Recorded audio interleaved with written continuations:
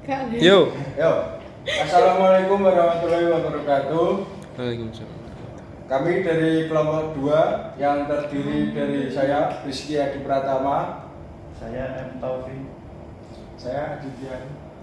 Di sini saya mau mempresentasikan tentang pasar persaingan sempurna dan tidak sempurna.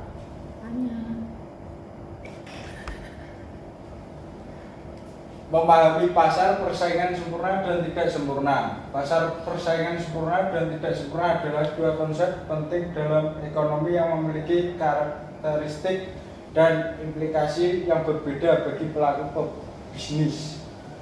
Memahami kedua jenis pasar ini akan membantu perusahaan mengembangkan strategi yang efektif untuk bersaing.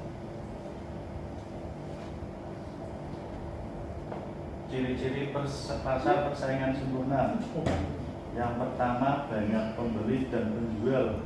Tidak ada seorang pun yang dapat mempengaruhi harga pasar. Yang kedua, produk homogen. Barang yang dijual oleh berbagai perusahaan dianggap sama oleh pembeli. Dan yang ketiga, informasi sempurna. Pembeli dan penjual memiliki informasi yang lengkap tentang harga dan kualitas produk.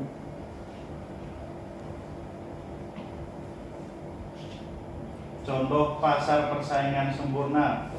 Yang pertama ada pasar komoditas, yaitu pasar biji-bijian, pasar ikan, pasar sayuran.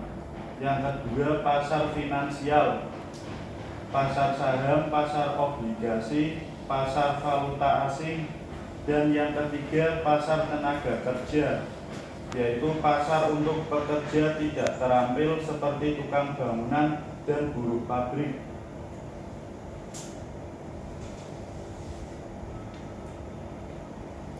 Kelebihan dan kekurangan pasar persaingan sempurna. Adapun kelebihannya yaitu dari harga yang adil, efisiensi ekonomi, dan inovasi. Kekurangannya jadi tidak ada diferensiasi produk, sulit berekspansi, rentan terhadap fluktuasi pasar.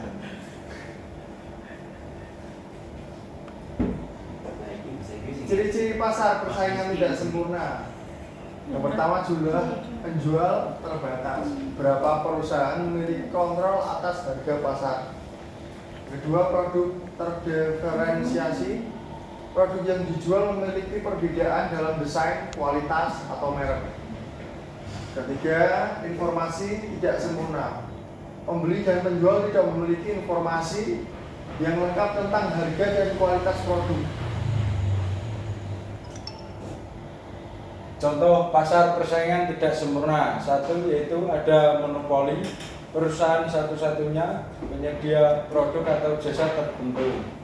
Dua, ada oligopoli, pasar yang didominasi oleh beberapa perusahaan besar. Tiga, ada monopolistik, pasar dengan banyak penjual namun produknya terdiferensiasi.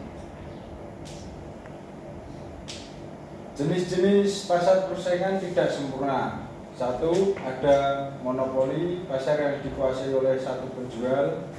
Dua, ada oligopoli, pasar yang dikuasai oleh beberapa penjual utama. Tiga, persaingan monopolistik, pasar dengan banyak penjual namun produknya terdiferensiasi. Kelebihan dan kekurangan pasar persaingan tidak sempurna. Kelebihan adapun yaitu memungkinkan diferensiasi produk, fleksibilitas harga, peluang inovasi.